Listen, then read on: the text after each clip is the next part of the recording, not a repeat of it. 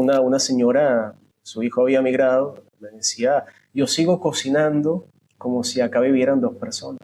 Esta cuestión de esta obligación de ser exitoso, de triunfar, de que te vaya bien, son personas que se retiran silenciosamente, tengo que decir a veces, del mundo. Wow, ¿quién soy yo sin todo esto?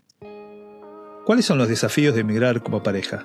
¿Es necesario resignar la vida que uno tenía para armar una nueva? Además del éxito financiero, ¿por qué no hablamos tanto del éxito emocional al emigrar? Estos temas y alguno más tuve el placer de conversarlos con Samuel, psicólogo venezolano, que no solo trabaja con inmigrantes, sino que él también le tocó emigrar. Una charla sobre lo maravilloso y lo difícil de irse a otro país, con infinidad de tips y perlitas, llamémoslas, llenas de sabiduría y experiencia, de vidas reales, vividas. Si ya nos conocemos, gracias por estar aquí. Esto es El Mundo Espera. Y si no, te pido que confíes en mí. Esta fue una charla llena de consejos útiles y muy prácticos. Vale la pena. Primero te digo bienvenido y te doy las gracias por estar acá. La primera pregunta que te haría sería si querés presentarte. Mi nombre es Samuel, soy psicólogo, egresado de la Universidad Central de Venezuela. Migré hace ya más de 6 años a Argentina. Aquí hice mi maestría, estoy haciendo mi doctorado. Desde la pandemia me dedico a hacer trabajo clínico con migrantes, principalmente compatriotas venezolanos que están en otros países, pero hoy en día tengo una práctica que también abarca personas de otras nacionalidades y países. La intención del canal empezó hace 1 año y un poquito más. Un día, no sé por qué, pero de la nada se me ocurrió y dije, llevo más de 23, en ese momento 23 años fuera de mi país. Me parecía que uno a lo largo del trayecto va aprendiendo cosas. Y entonces mi intención era no guardármelas, sino compartirlas, Sí. ¿no? También considerando mi vida para mí es todo, pero para otro es una cosita así chiquitita. Entonces empecé a entrevistar a otras personas como para tener otras perspectivas y ángulos y demás.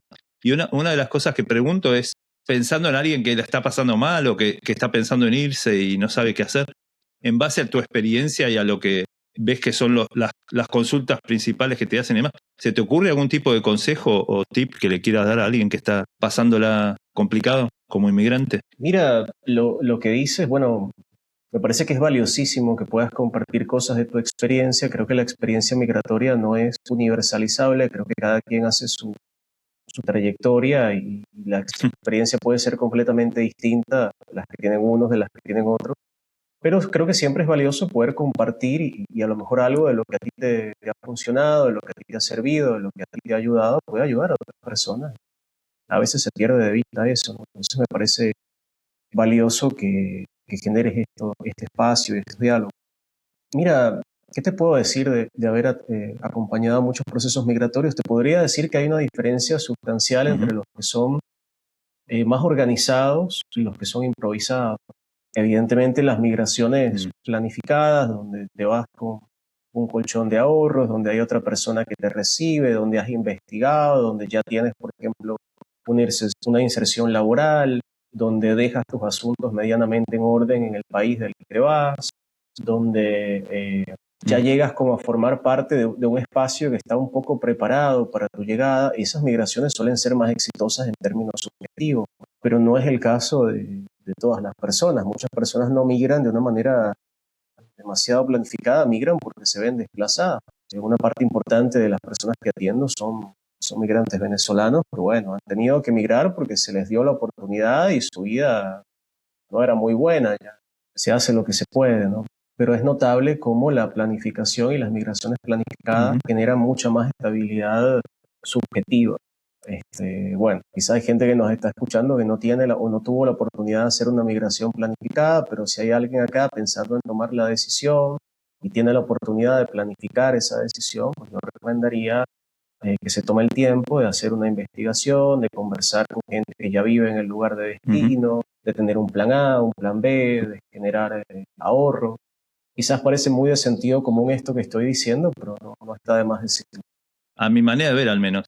Hay mucho contenido afuera en el mundo, en las plataformas de YouTube u otras, que es como que idealizan lo que es irse a otro lugar, ¿no? Que todo está fantástico, todo está bien, que también es un problema, entre comillas. Una de las personas que entrevistaba decía que sentía como un peso muy grande de su familia y de la gente que conocía, decir, bueno, te fuiste, tenés que triunfar. Y entonces cuando llamaba por teléfono se sentía obligado a decir que todo le estaba yendo bien cuando no era así. Y eso se empezaba a desplegar por su comunidad y la gente decía, le está yendo bien, vámonos nosotros también. O sea, se genera un efecto bastante complicado. Interesante lo que dices. Para mí tiene que ver con dos cosas más sociales, ¿no? Una es un mandato de nuestro tiempo, el mandato de ser productivo. Eso lo sentimos todos, seamos o no seamos migrantes. La gente vive con un imperativo esto de ser exitoso, de triunfar, de que te vaya bien. O sea, no es necesario que seas migrante. De la gran mayoría, yo creo que no tengo una sola persona en práctica clínica que no se vea aquejada, que no padezca esta cuestión de esta obligación de ser exitoso, de triunfar, de que te vaya bien. O sea, y puedes ser medianamente exitoso y aún así sufrirlo. Sientes que no es suficiente, que podrías estar haciendo más, que no te mereces descansar, que al que ves en Instagram le va mejor. Entonces, es un mandato de época ser exitosos todo el tiempo, siempre estar haciendo algo, siempre ser productivos. Entonces, claro, eso tiene su configuración particular en la migración, porque como tú dices, se instala este relato del el que se va le va bien. Creo que se instala en muchos países latinoamericanos, al menos, que es donde yo he vivido. No sé si será tan así en Europa, ¿has visto? Pero esta idea de que afuera se puede todo y aquí no se puede, de la afuera como un paraíso y de que el que se va le va muy bien porque sí. Y en realidad la vida del migrante es bastante difícil, ¿no? Es una posición muy heroica, heroica no necesariamente en el sentido positivo, heroica en el sentido de que uno tiene que enfrentarse como con todos estos grandes monstruos y unos pequeños. Empieza un poco de cero, como que tienes todo en contra.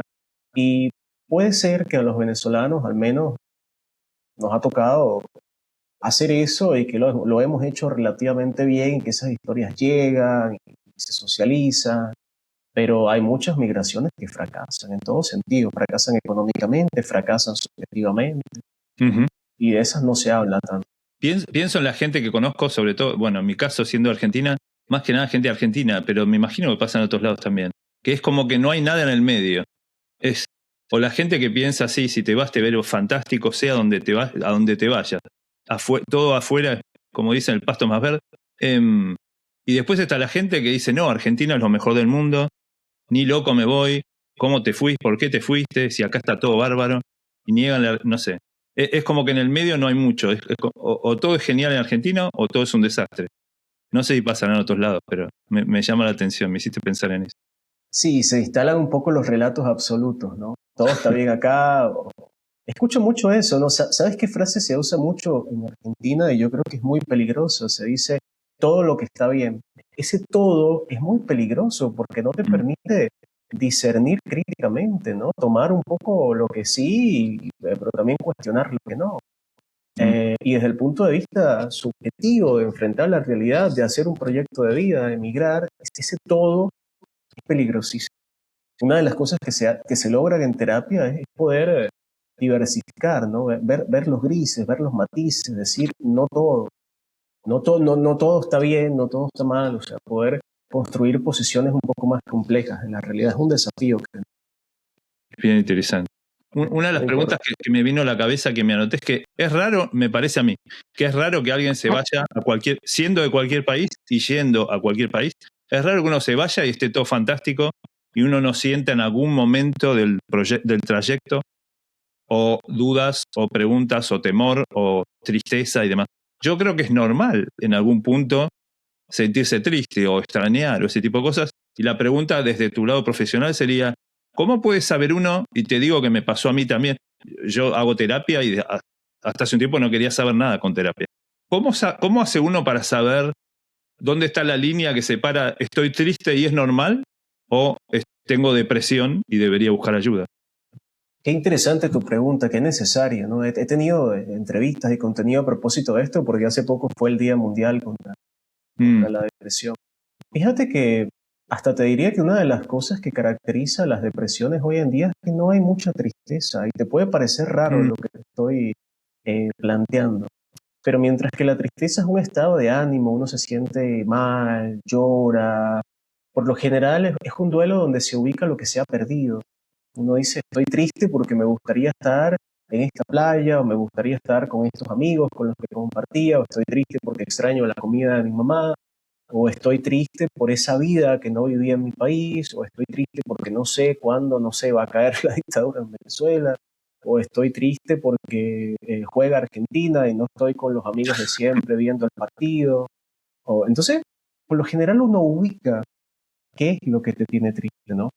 Y ojo, la tristeza es la tristeza y hay que ver lo que es, y está bien, o sea, eso a veces desborda, a veces dices, wow, qué intenso esto, ¿no? Y está bueno que uno pueda en esa circunstancia volcarse a algo creativo o volcarse a un lugar de apoyo, poder compartir esa tristeza, ese llanto con otra persona y poder asistir a psicoterapia y encontrar ahí también refugio. Lo que pasa en las depresiones es mucho más delicado porque las personas deprimidas a veces ni siquiera ubican la pérdida. Son personas que se retiran silenciosamente, tengo que decir a veces, del mundo. Son personas que más que estar tristes no sienten alegría y te puede parecer que es lo mismo, pero clínicamente es súper distinto. Una persona triste a veces siente alegría. Claro. A veces te pone triste no estar, no sé, uy, esto me recuerda a la comida de mi mamá y la extraño y lloras, pero después te ríes, sales y hay un paisaje emocional pintoresco, diverso, ¿no? Que no engloba idealmente solo. Pero lo que suele pasar en un proceso depresivo es que hay un paisaje emocional aplanado. Hay una emocionalidad que más bien las personas se inhiben mucho emocionalmente, funcionan en automático, a veces no funcionan, ¿no? Y no es solo una cuestión de voluntad, tengo que decirlo, has visto que vemos a alguien así, decimos, bueno, ponle ganas, cambia tu actitud. Por lo general, cuando hay una persona deprimida, hay una vida que deprimió. Hay una vida de la cual esta persona decidió retirarse y no se puede operar solo sobre lo que pasa a nivel subjetivo, hay que operar sobre esa vida que esa persona no quiere vivir. Hay que hacer cambios ahí también y por lo general eso se logra colectivamente, en una red de apoyo. Digo esto porque esto es una cruzada personal de no pensar los problemas de salud mental solo como una cuestión individual o del consultorio. Los problemas de salud mental son colectivos, tienen que ver con cómo vivimos el padecimiento o el bienestar también como sociedad. Me encanta, me parece súper interesante y útil todo. Duro también, pero me parece interesante hablarlo y ponerlo afuera, un poco como veníamos hablando. Estaba buscando información y demás y me encontré con algo que es que me pareció interesante, que es que en realidad uno en muchos aspectos como que se define por aquello que tiene a su alrededor, ¿no? Tu familia, tus amigos, tu trabajo, tu ciudad te ayudan un poco como a ver quién soy, y cuando uno se va a otro país es como que tenés que reconstruir tu vida, quién sos y tu propia identidad, ¿no? Porque todo eso se fue. ¿Te parece que pasa un poco eso? ¿Qué piensas al respecto? No debe ser fácil, me imagino, pero es Estoy parte seguro de que pasa exactamente eso. No, por supuesto que no es fácil porque, imagínate, son tantas cosas las que se pierden, pero a veces también las que se ganan en un proceso eh, migratorio y nunca es como que hay algo igual a lo que se perdió. Es una tarea imposible reemplazar. Y eso se sufre mucho a veces desde el punto de vista subjetivo. Las migraciones también son exitosas en la medida en que la gente logra construir algo nuevo y disfrutar ese algo nuevo, no vivir solo, poder trascender un poco la nostalgia de lo perdido. A veces siempre hay algo que se padece de eso, siempre hay algo que se extraña, siempre hay un dolor que se lleva adentro, pero eso pasa en la vida en general, no solo en las migraciones. Lo que pasa es que las migraciones es muy brusco, de repente todo el sistema de lo que eras como persona, la gente que saludabas en la mañana, el trabajo que hacías, el lugar donde dormías, el paisaje que veías todas las mañanas al despertar, el lugar donde te ibas de vacaciones, el compañero de trabajo que hacía los chistes que ya conocías, los amigos con los que jugabas al fútbol, de repente se retira y cambia todo eso. Entonces, por supuesto que al ser nosotros seres que nos construimos vincularmente, que nos construimos socialmente, de repente, wow, ¿quién soy yo sin todo esto? Igual te comparto algo de mi historia personal. Yo disfruté mucho migrar. A veces es muy loco porque obviamente profesionalmente contacto con gente que lo padece muchísimo Quizás a mí lo que me pasó es que yo sentí que mi país me expulsó, que las cosas que a mí me gustaban se estaban deteriorando todos los días, que no se podía hacer nada, que todo era súper difícil. Y de repente cuando me encontré acá en Argentina, me sentí muy bien porque sentí que era posible. Si yo quería, no sé, poner un negocio, se podía. Que yo tenía una muy mala relación, habiendo sido estudiante con las fuerzas policiales allá en mi país. Entonces, bueno, el odio, lo que a mí me brotaba cuando veía a un oficial de policía o militar era una cosa rutilante, ¿no? Padecí muy malas experiencias con eso. Y acá no es que tengo el mejor concepto de la policía o algo así, pero me pasa que me dan los buenos días y yo respondo. A mí me parece, los argentinos se autoperciben muy desordenados, pero el transporte público en Argentina es increíblemente ordenado. Pagar en Venezuela, pagar una comida, vos tenías que ir primero primero pagabas, porque era todo un tema pagar, si andaba el banco, si no andaba el banco, si la transferencia caía, no caía. Era complicadísimo pagar el tipo de cambio, que si el dólar, primero pagabas y después te sentabas a comer. Y muchas veces no te podías sentar a comer teniendo el dinero porque era complicadísimo pagar. Y acá pagas con un QR. Entonces fueron tantas las cosas que yo encontré que dije, la vida aquí es más fácil, que a pesar de que sí extrañé y extraño personas, lugares, cosas de mi vida anterior, encontré una ganancia importante en mi nueva vida y dije, ok, me siento bien acá. Y eso lo observo en muchas migraciones, entre comillas, de nuevo, exitosas. La gente conecta con una ganancia, con un sentido del propósito, con un entusiasmo de hacer una nueva vida que permite que ese proceso sea constructivo y no un padecimiento constante de lo que se perdió. Una de las cosas que he hecho, por ejemplo, en el canal es tratar de mirar el tema de la migración desde diferentes ángulos.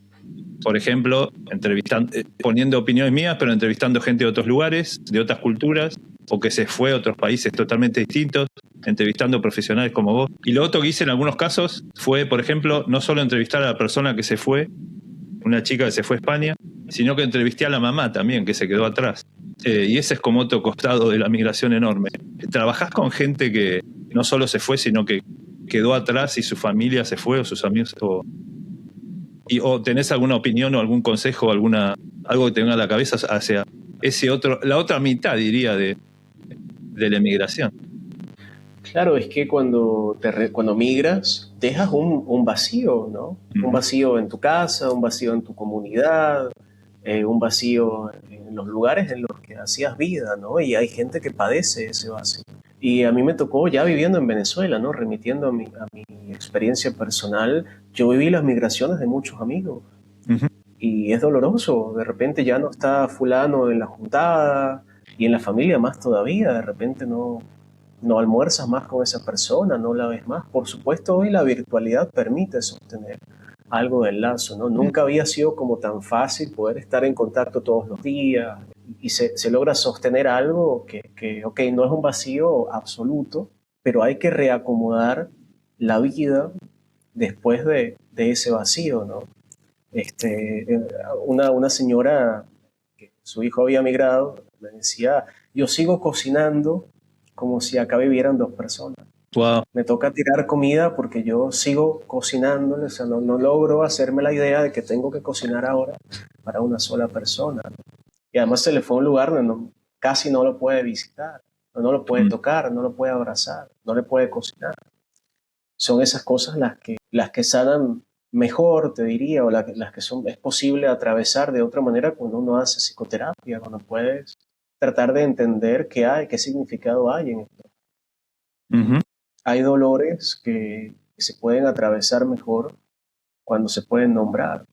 Es un poco la magia de la terapia, que hay un lugar donde hablar de estas cosas que parece que nadie entiende. Muy interesante. Te hago una pregunta a nivel de vos como persona, no como profesional. Si pudieras volver atrás en el tiempo, sabiendo todo lo que sabés hoy, ¿hubieras hecho algo distinto en tu proceso de migrar de un país al otro? ¿Qué aprendiste? Sí, wow, tantas cosas. Creo que Me hubiera venido más ligero de maletas. Creo que tenía mucho valor emocional, no sé, la remera que me regaló tal. Por ahí son cosas tan buenas, pero dije, creo que hice maletas muy, muy pesadas. Te diría, bueno, a mí me pasó que, como muchas otras personas, migré en pareja.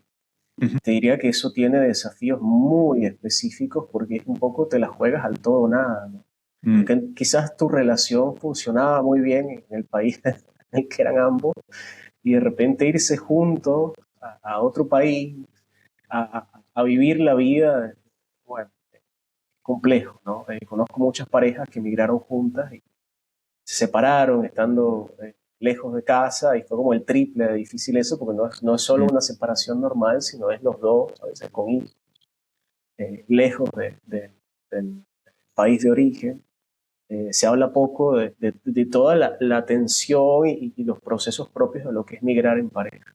Quizás hay cosas, no sé si la decisión precede migrar en pareja, pero algunas decisiones en el dinero, sobre la vida en conjunto, sobre la convivencia, hay cosas de esas que hubiera hecho distintas y creo que la gente a veces tiene que tener esas conversaciones difíciles, no solo en pareja, ponte tú que migres y hagas una migración y te vayas a vivir con un amigo o con un familiar, esas conversaciones sobre la convivencia, sobre el dinero, sobre a quién le corresponde qué, sobre cuánto tiempo van a estar en cada... Ese tipo de cosas, a veces la gente tiene miedo a hablarlas o romantiza que todo va a salir bien y es importante tener esa charla. Entonces yo creo que mi proceso personal iría, o mis aprendizajes fueron un poco por ahí, quizás es lo que podría compartir con tu audiencia.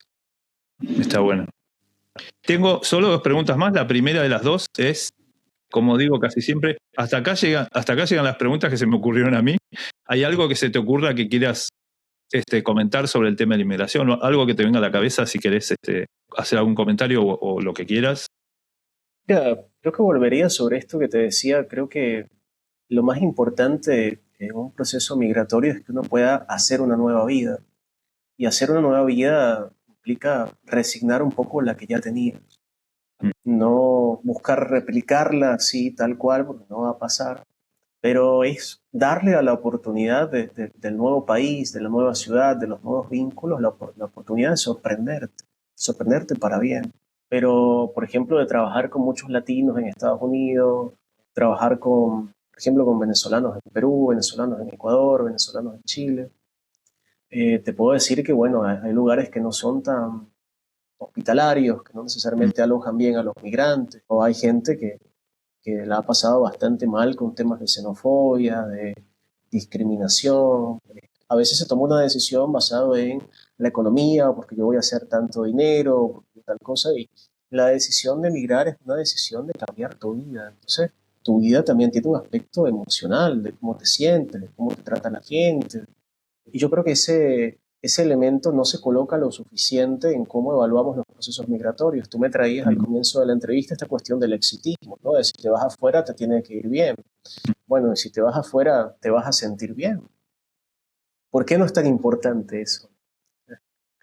Creo que a veces no valoramos lo suficiente, no le damos suficiente entidad a nuestro bienestar emocional, a nuestro autocuidado, y quizás lo que puedo aportar a tu audiencia, a este diálogo, tiene que ver con eso, contemplar el autocuidado, el bienestar, el deseo propio en el proceso.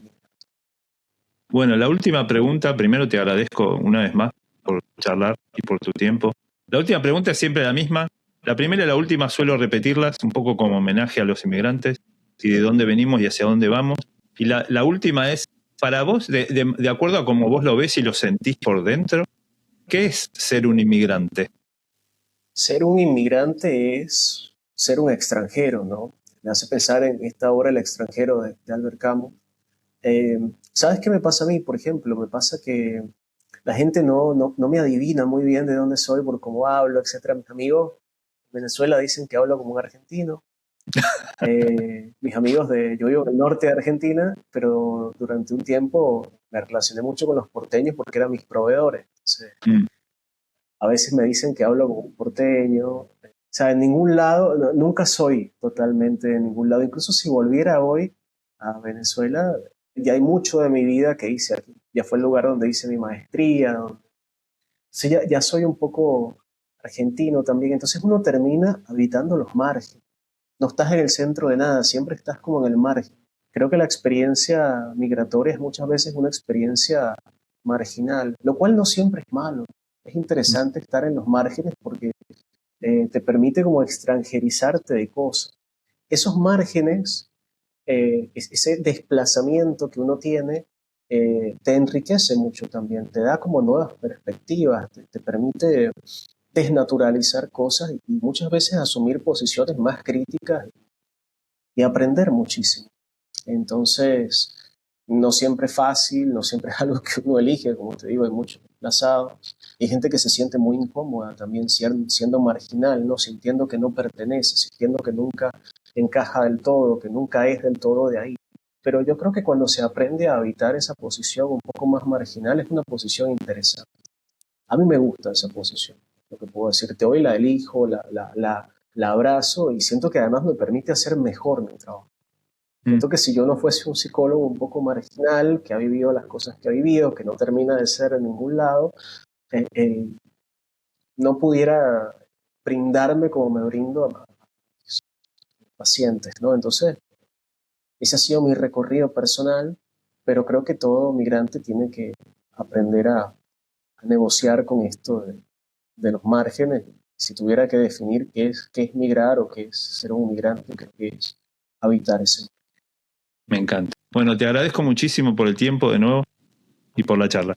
Muy interesante. No, súper agradable conversar contigo y de nuevo me parece valiosísimo que compartas, que dialogues, que se hable de esto, que se pueda hablar de esto desde una posición compleja, ¿no? Sin endiosar, sin demonizar, tampoco eso también hay, ¿no? El que se va, no quiere a su país, etcétera. Al menos no es mi caso. Sí. Entonces creo que está bueno poder asumir posiciones complejas, poder dialogar con una diversidad de voces, de especialistas, bien sea porque somos especialistas profesionales o especialistas vivenciales, ¿no? Claro. Creo que tu contenido puede ayudar a que muchas personas transiten mejor o tomen mejores decisiones en sus procesos migratorios y eso lo celebro. Así que encantado de conversar contigo, gracias por la invitación y ojalá que este contenido encuentre a quien le pueda beneficiar.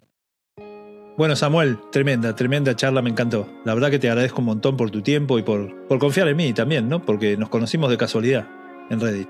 Me encantó, espero que a la gente le sirva, yo creo que sí. La verdad que si la charla te sirvió, lo más probable es que le sirva a algún otro, así que la mejor manera de que esto se comparta es que me pongas un like o me dejes tu comentario debajo. Y incluso ponerme sí simplemente en los comentarios debajo ayuda un montón.